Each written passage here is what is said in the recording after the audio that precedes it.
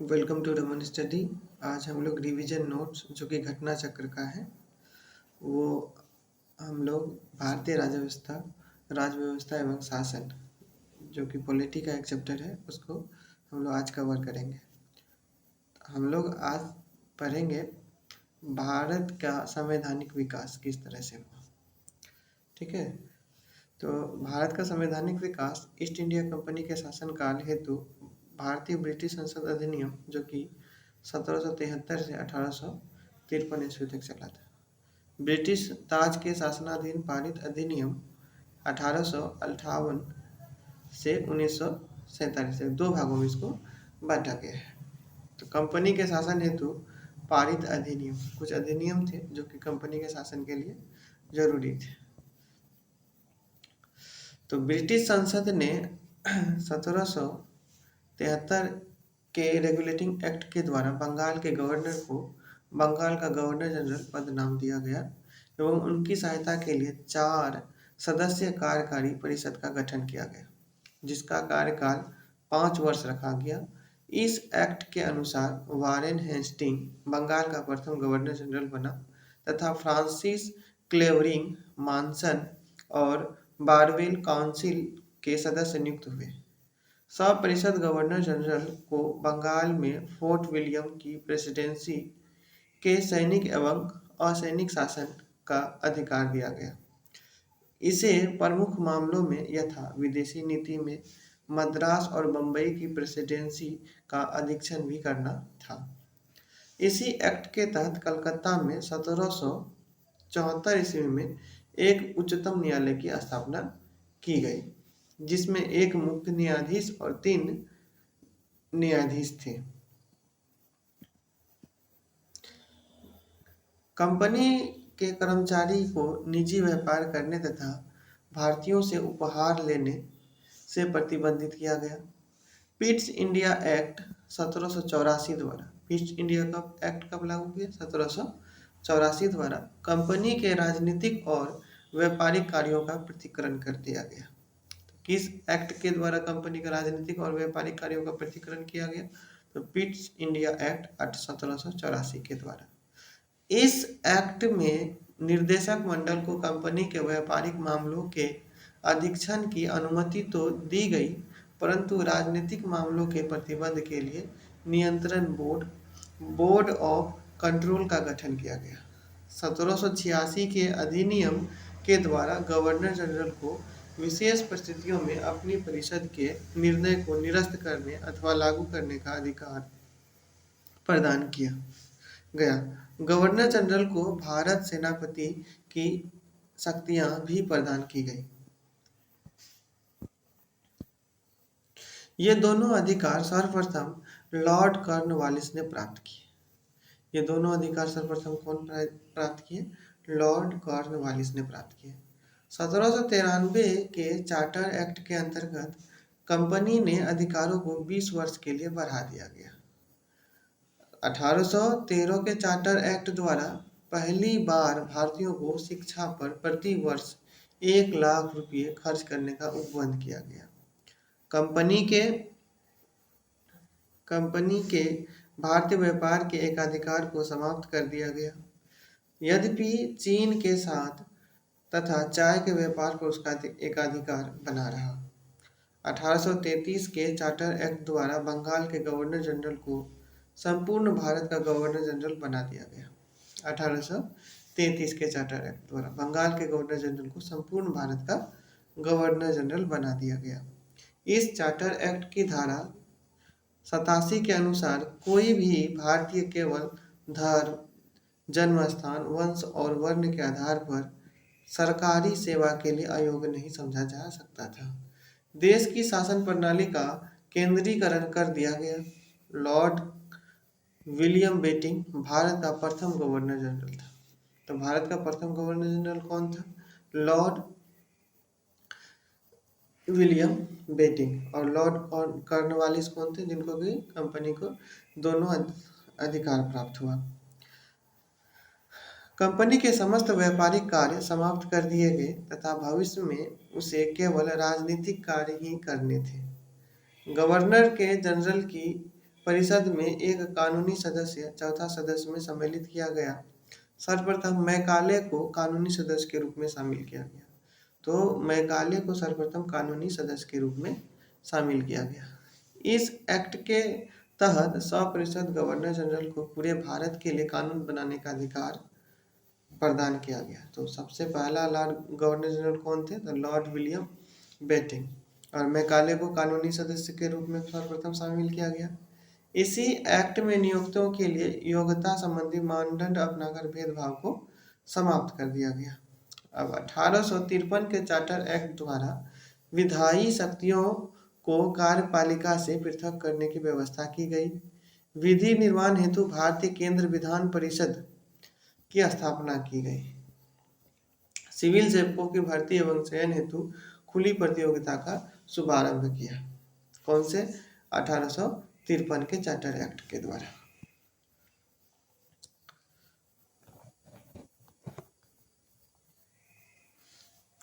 अब आते हैं हम लोग ऑब्जेक्टिव क्वेश्चन पे। तो पहला सवाल है, निम्नलिखित में से किस अधिनियम में कलकत्ता में सर्वोच्च न्यायालय की स्थापना का प्रावधान किया गया? तो ऑप्शन ए सही हो जाएगा, regulating act 1773। Regulating act 1773।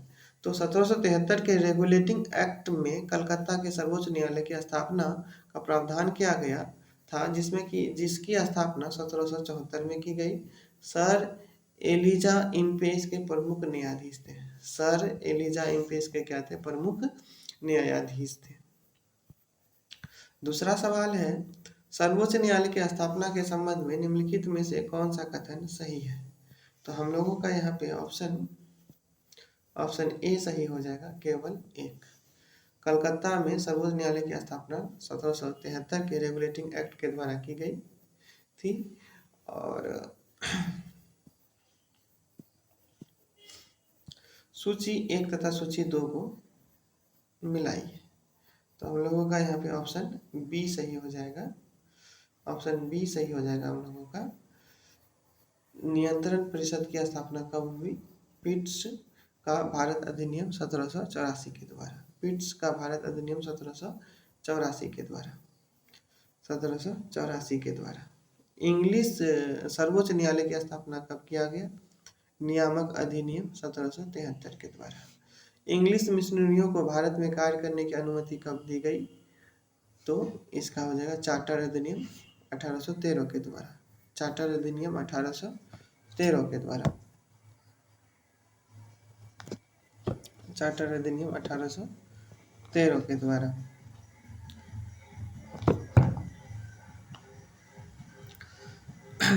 Governor general की परिषद में कानूनी सदस्य की नियुक्ति कब की गई? तो ये चार्टर अधिनियम 1833 के द्वारा। चार्टर अधिनियम 1833 के द्वारा।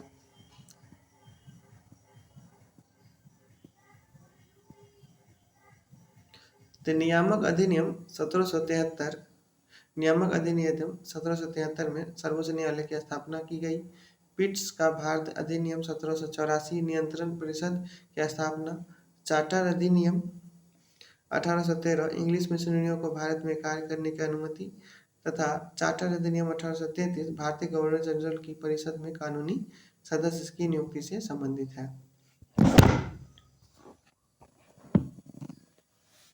नियुक्ति से संबंधित है। हम लोग का सवाल है फिर कि निम्नलिखित में से किसने भारत में अंग्रेजी शिक्षा की नींव पढ़ी? तो भारत में अंग्रेजी शिक्षा की नींव डी 1 और 2 और 3 तीनों से पढ़ी है। 1813 का चार्टर एक्ट, जिसमें 1 लाख रुपया प्रति वर्ष खर्च करने कहा गया। फिर दूसरा, general committee of public instruction 1823, प्रचविद एवं आंगलविद विवाद। इसका देखते हैं व्याख्या क्या है। ईस्ट इंडिया कंपनी ने ओरिएंटल शिक्षा को प्रचलित प्रणाली को हतोत्साहित किया तथा पश्चिमी शिक्षा और अंग्रेजी भाषा को बढ़ावा दिया। 1813 के चार्टर अधिनियम में भारत में शिक्षा के प्रसार के लिए प्रति वर्ष 1 लाख रुपये खर्च करने की प्रावधान को अपनाया गया। 1823 ईस्वी में general committee of publican instruction का गठन किया गया, जिसकी जिम्मेदारी शिक्षा के लिए 1 लाख रुपया देने की थी। समिति में 10 यूरोपीय सदस्य शामिल थे, जिसके अध्यक्ष लॉर्ड मैकाले थे। इसके बाद गवर्नर जनरल लॉर्ड विलियम वेंकेडिस वेंटिंग 1828 से 1853 शासनकाल में 7 मार्च 1835 को लॉर्ड मैकाले के प्रस्ताव को स्वीकार कर भारत में अंग्रेजी की उच्च शिक्षा का माध्यम मान लिया गया। भारत में आंग्ल शिक्षा के समर्थकों के नेता ट्रेविलियन थे, जबकि एच.टी. प्रिंसेप प्राच्य शिक्षा के समर्थक के नेतृत्व थे। किस अधिनियम के द्वारा ब्रिटिश संसद ने चाय और चीन के साथ व्यापार को छोड़कर ईस्ट इंडिया कंपनी के भारत के साथ व्यापार एकाधिकार को समाप्त कर दिया? तो ऑप्शन हम लोगों का ए सही हो जाएगा, 1813 का चार्टर अधिनियम। तो 1813 के चार्टर अधिनियम के माध्यम से ब्रिटिश संसद ने चाय और चीन के साथ व्यापार को छोड़कर ईस्ट इंडिया कंपनी के भारत के साथ व्यापारिक एकाधिकार को समाप्त कर दिया था, जबकि 1833 के चार्टर अधिनियम द्वारा भारत के समस्त व्यापारिक कार्य समाप्त कर दिए गए थे तथा भविष्य में कंपनी को केवल राजनीतिक कार्य ही करने थे। ये 1833 का चार्टर अधिनियम कहलाता के तहत ऐसा था। छठा है, चार्टर एक्ट 1813 के संबंध में निम्नलिखित कथनों पर विचार कीजिए। इसमें हम लोग का ऑप्शन ए सही हो जाएगा, ऑप्शन ए सही होगा 1 और 2। इसने भारत में ईस्ट इंडिया कंपनी के व्यापार एकाधिपत्य को चाय का व्यापार तथा चीन के साथ व्यापार को छोड़कर समाप्त कर दिया गया। इससे कंपनी द्वारा अधिकार में लिए गए भारतीय राज्य क्षेत्रों पर ब्रिटिश राज क्राउन की संपूर्णता को सुदृढ़ कर दिया।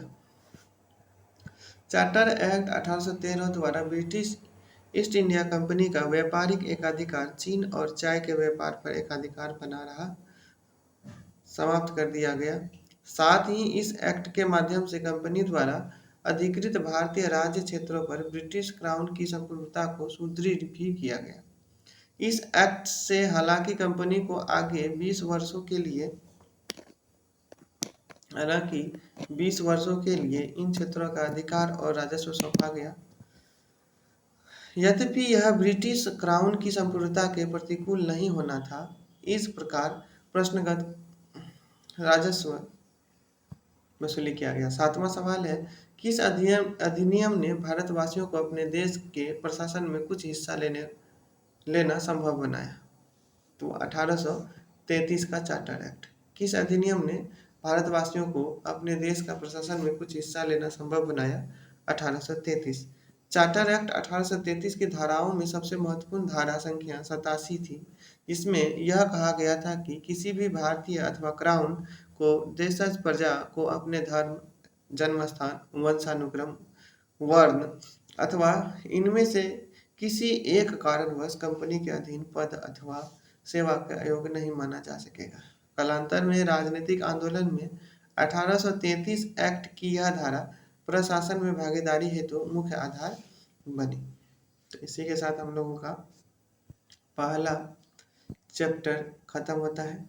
आगे का क्लास नेक्स्ट क्लास में करेंगे। आगे का वीडियो नेक्स्ट दिनों में आएगा। मेरे चैनल को आप लोग सब्सक्राइब कीजिए, शेयर कीजिए, ताकि आप लोगों के लिए और अधिक से अधिक वीडियो बना सकूं। Thank you.